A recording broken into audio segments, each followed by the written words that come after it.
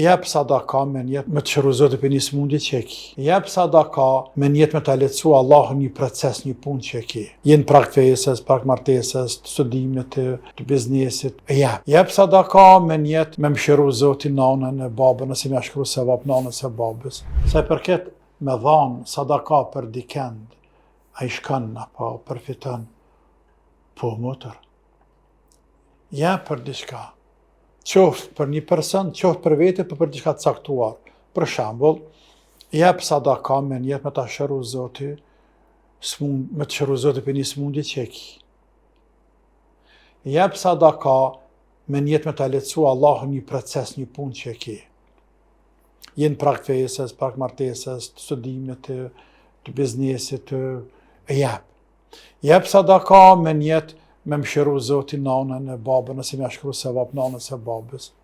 Po, jep sadaka me të falë Zotin e vlat ty, ose restanës ose djemve, ose po. Për çka të jepsh? Në qatë një që kanë me emrin Allahut Azza wa Jall. Sadakaja është një derë e madhe, e gjanë, është dharat e madhe Zotit që depërton të na. Është për nimeteve të madhe të Allah, për ata që Zoti ju ka dhanë. Me sadaka me shujt, me zbeh hidhërimin e Zotit. Me zbeh hidhërimin e Zotit. Me pajtu me Zotin tanë, që e ke hidhëru me gjenahe. Me sadaka me fshi gjenahin tanë. Me sadaka më ngritë të Zotit. Me sadaka më mbrojt për gjehnemit. Me sadaka më të letu e natë e vorët jetën vërreza.